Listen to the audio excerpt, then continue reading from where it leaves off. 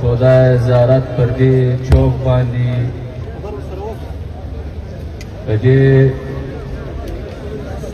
د خشم ډکي په دې درنه کې ناست د پښتونخوا ملي عوامي پارټۍ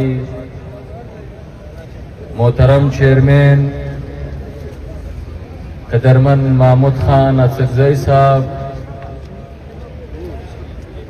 د جمعیت علماء اسلام محترم صوبائی امیر قدرمن مولانا عبدالواسع صاحب د عوامی نیشنل پارٹی قدرمن نائب صدر سینیٹر داؤد خان اڅکزی صاحب د جمعیت علماء اسلام اصلاحی قدرمن امیر محترم مولانا نوراللہ صاحب د جماعت اسلامی قدرمن صوبائی رہنما امیر مولوی ہدایت الرحمان صاحب د پښتون ژغورنې غورځنګ قدرمن صوبائی کوارډینیټر محترم نور باچا صاحب د پاکستان تحریک انصاف قدرمن صوبائی صدر داؤد شاہ کاکڑ صاحب په دې درنه کې ناست د پښتونخوا وطن د مختلفو سیمو سره تعلق لرونکو د ضلع زیارت د کوټې ډیرو قدرمنو سپینږیرو مشرانو ځوانانو قدرمنو خوندو مندو په دې درنه کې ناست د بلوڅانو وروڼو هزارګانو وروڼو ستاسو ټولو په اجازه باندې تر ټولو اول خو زه د ټولو پښتنو چې څوک دلته راغلي دي په دې نوروزو کې یا نن ناست دي ستاسو دې قامي وطني جذبې ته سلام وایو ستاسو دې پښتني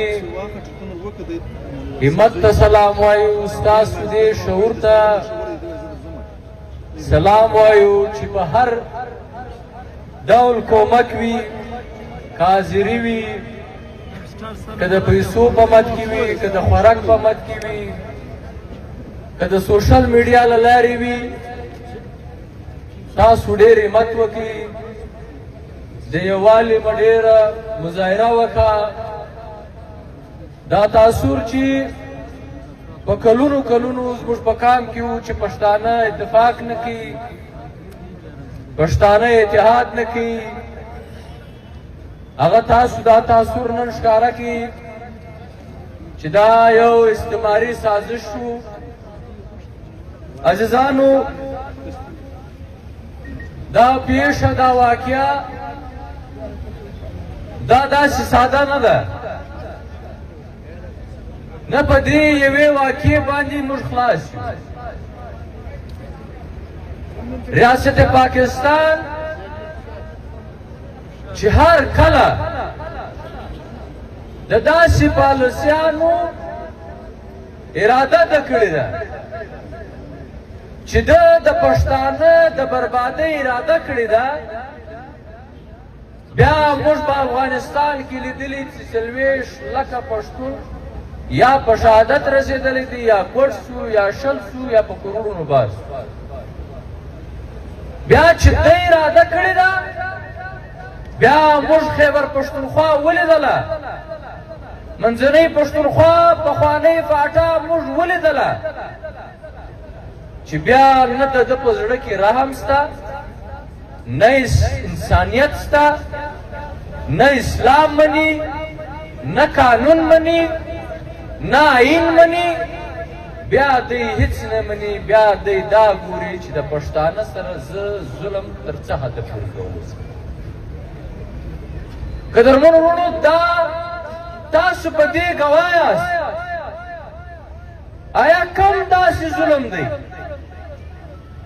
چې د پنجاب استعماري قوتونه د دې کام سره نه دي کړي؟ کم داسې جبر دی چې د دې کام سره پښتانه سره د پنجاب مقتدرو طبقو حلقو نه دي کړي؟ حیرانه په دې یو، دا افسوس په دې راځي، دا خشم په دې راځي، دا په ریاست ما بد اعتمادي په دې وجه ده.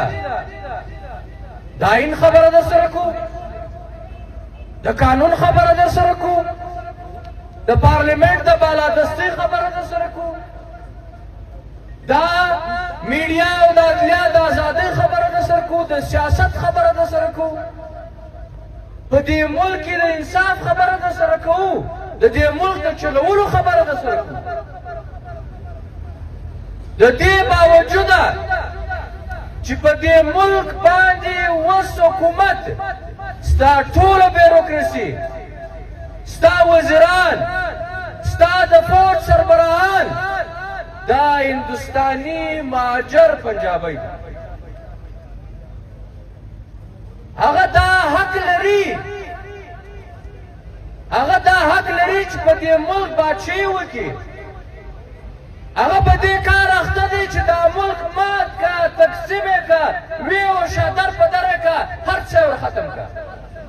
او زه چې د قانون او د آئین او د پارلیمنٹ خبره کوم، زه به هره ورځ راځم، زه به تا ته د وفادارۍ سرټیفیکټونه درکوم. قدرمنو وروڼو، خبره دا ده چې آیا ریاست پاکستان دا دومره بغض، دا دومره نفرت دا د پښتانه سره ولې لري؟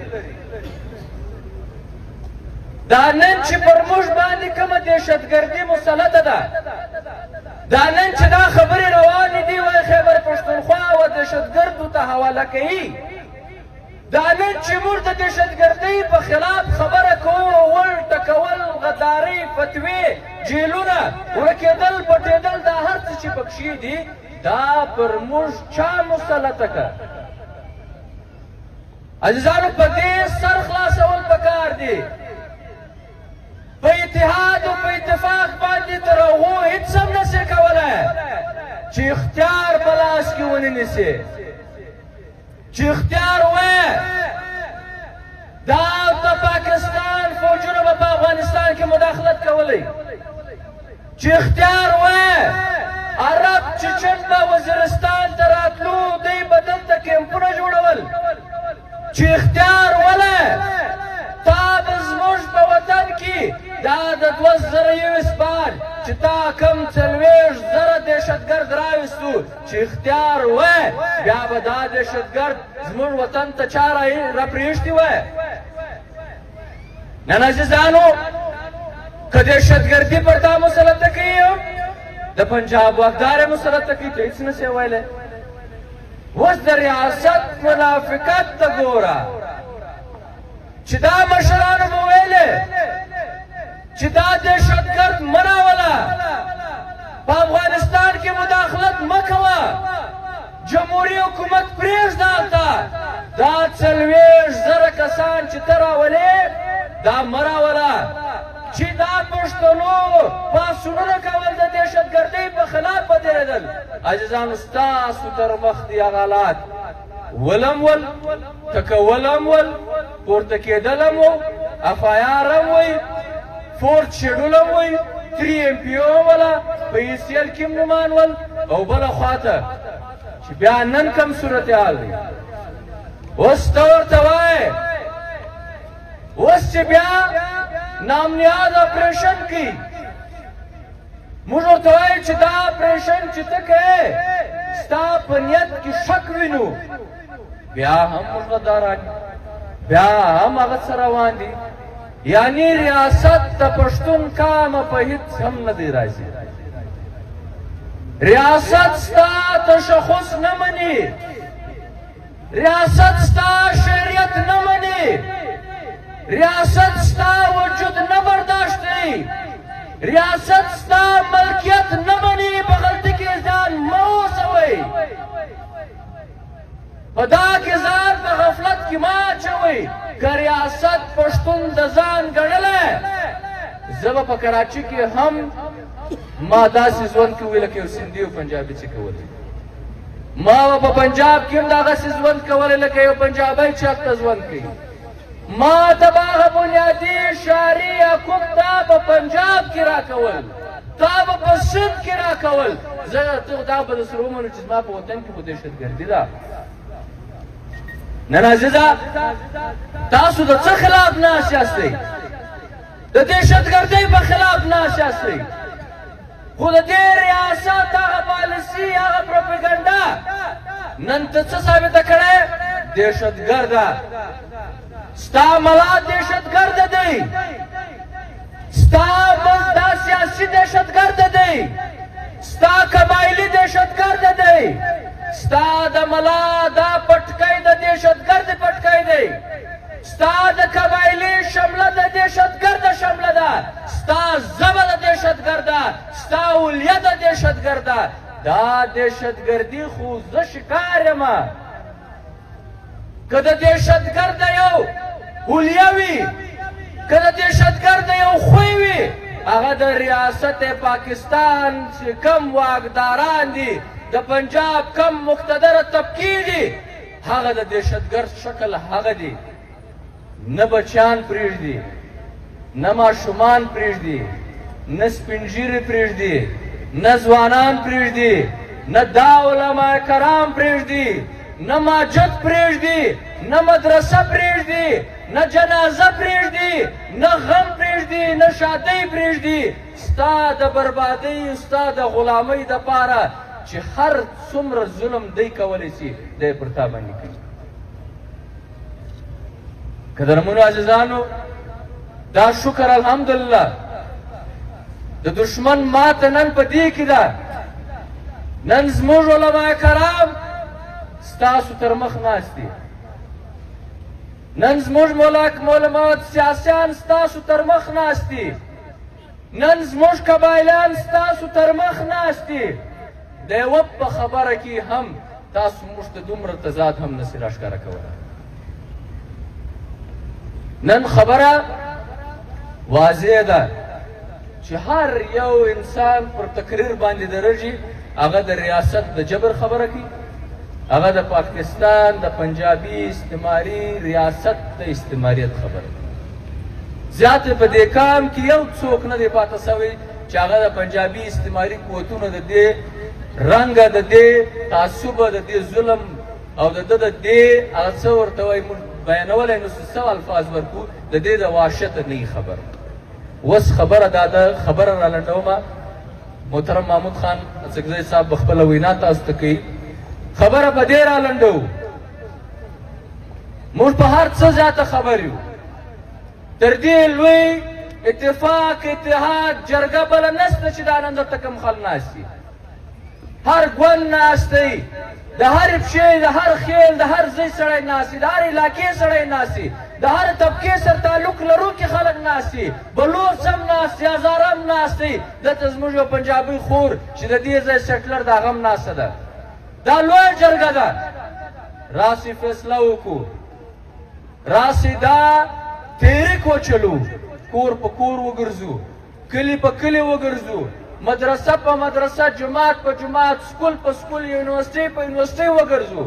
راسئ د دې کام سره سر خلاص کو، راسئ دا کام را بیداره کو، راسئ یو داسې سیاسي ماحول جوړ کو، یو داسې تحریک راپورته کو چې سبا موږ دې کوټې ته یا اسلام آباد ته راځو، بیا له موږ سره لک نه، دوه نه، بیا له موږ سره لس لکه، بیا له موږ سره 100 لکه خلک داسې په دې کاروان کې ګډ شي. مشران کېدای شي نشي تللی، پارټیانې ناستې دي. زه د ځان لخوا دا قول درسره کومه، د دې وطن یو جماعت ته، یوې مدرسې ته، یو سکول ته، کالج ته، یونیورسټۍ ته یو کلي ته زه ډېر عزتداره معتبره نه یم، زما هېڅ حیثیت نشته، د دې قام حیثیت دی، د دې پښتنو حیثیت دی. زما سر په دې لوړېږي چې خپل له قام خلکو سره په خاوره کې کښېنم او د دې تحریک دپاره، د دې را روان کار دپاره چې دا مشران بې ټاکي، د دې کار دپاره د دوی سر خلاص کړو، یو سیاسي ماحول جوړ کړو. له موږ سره خالي اوس د یو شي کمې ده، موږ هم منظمه سو، هم اتحاد سره وکړي، هم اتفاق سره وکړي، هم سره پوه سو. موږ به خالي د هغه ورځې تعین کړو، موږ به خپل صفونه خالي برابرو، موږ به په هغه ورځ باندې چې په کومه ورځ اعلان کېږي په هغه ورځ باندې به موږ هر څه پرېږدو، موږ به میدان ته د راوتلو خالي تیاري پاته ده، دې میدان ته به موږ راوځو. زما دې مشرانو ته تجویز دا دی چې راسئ په دې ټول وطن باندې یوه دوره وکړو، د دې ټول وطن کلو ته لاړ شو، چې وس مرسي هر کور ته لاړ شو، سیمینارونه وکړو. اول سر کې دا وکړو چې په دې هره ضلع کې یو ډېره لویه جلسې چې د دې سیاسي پارټیانو چې دلته عوامي نیشنل پارټۍ د موږ به خواست وکړو چې ایمل ولی خان صاحب راسي، جمعیت علماء اسلام به موږ خواست وکړو چې مولانا صاحب محترم فضل الرحمن صاحب دلته راسي، او دغسې به موږ د جماعت اسلامي والا زه خواست وکړو چې د هغوی اکابرین راسي، په دې ټولو ضلعو کې راسي، په کار جلسې وکړو، مظاهرې وکړو، د دې ټولو علاقو دورې وکړو، سیمینارونه وکړو. سیمینارونه مولوي صاحبان ناست دي، د مدرسو وارثان دي، موږ به دوی ته خواست وکړو چې په هره مدرسه کې په کار دی په دې موضوعات څه موضوعات دي. زموږ په وطن کې امن، زموږ واک و اختیار. مولوي نورالله صاحب ښه تقریر وکړي چې زموږ اصل مسله د واک و اختیار ده، د برابري ده د پنجابي سره. دا برابري خپل په وسایلو اختیار، د خپل سر او مال تحفظ، دا الاټمنټونه چې سوي دي د دې الاټمنټو ختمول، د افغانستان سره د 2.5 اربو ډالرو چې زموږ کوم تجارت دی، دا تجارت د دې حواله باندې راسي په ټولو مدرسو کې، په ټولو جوماتونو کې، په سکولانو کې، په یونیورسټیانو کې، زموږ په خپلو دفترونو کې، په هر کلي کې راسي سیمینارونه دورې وکړو. نو دا زما یقین دی، دا زموږ باور دی، دا زموږ ایمان دی چې دا توره ورځ چې پر موږ باندې کومه را روانه ده دا به تر دې سخته وي، کمه به نه وي. نو که دا موږ راګرځو د دې دپاره پکار دا دی دا صفونه په دې ترتیب باندې سر برابر کړو. زیاته نه په سیاسیانو کې اختلاف شته، نه په زیو په خیل کې اختلاف شته، نه په پښتانه کې دا تاثر پاته سوی دی چې پښتون زیاته اتفاق نه سره کوي. نو زه یې واره بیا د ټولو پښتنو ورونو سیاسي پارټیانو بالخصوص د دې شهیدانو د کورنیو سره، د هغه موندو سره، د هغه خویندو سره، د هغه بچیانو سره موږ د دوی غم ورسره، د دوی غم زموږ غم دی. څه ووایي الفاظ نه پیدا کېږي، هغه مور به په زړه به څه ترږي چې د ده زوی د ده بچی هغه نن داسې پروت دی چې د کتلو نه دی، هغه ذاتو ظلم ورسره سوی دی څوک یې بیانول نه شي. دغه خور سره به موږ څه دغه وکړو چې د دې ژوند ختم سو، خاوند یې نن نه سوه، دا کونډه سوله، د هغه بچي ته به هغه بچي ته به څه تسلي ورکړو چې دوی به اوس ټول ژوند د پلار د هغه مینې معلوموي، د پلار د هغه شفقته به معلوموي، د هغه لارې لیکې به معلوموي، او پلار به همیشه سترګو ته ولاړ چې زما د پلار سره یو ذاتوب سوی دی. ستاسو احسان لکه څنګه چې مقررونو ویلې، ستاسو احسان به تا قیامت پر دې قام باندې وي، پر دې وطن باندې وي. د دې چې کوم منتظمین دي دوی ته آفرین وایو. شپه او ورځ ناخوبي، لوږه، تنده، ستړیا، دا هر څه وړي د دې قام او د وطن په خاطر باندې. او یو بل یو ډېر باتوره پښتون، ننګیالی پښتون چې د دې 2 کنټینره بل ورچا راته ویلی چې هغه یې هم پولیس والا نیولي دي، یعنې شرم حیا خو ستنه د ده کور ودانۍ وایو. د دې ټول کام د دې درنې لخوا، د دې مشرانو لخوا، د پارټیانو لخوا چې ستا و دې مړانو ته، ستا و دې پیرزوینې ته موږ سلام کوو چې دا دې شهیدانو ته خپل دا ملکیت وقف کړي. او دا موږ په خبر یو چې ته د 3 سرو کنټینرو بیا ولکه خاوند شوې، دا ریاست جابر ریاست به تا د دې کنټینرانو د ملکیت هم خلاص کړي، تا به د دې جایداد هم خلاص کړي، خو تا غیرت وکړي او ستا دا غیرت به همیشه په یاد ساتل کېږي. ډېره مننه، کور ودان.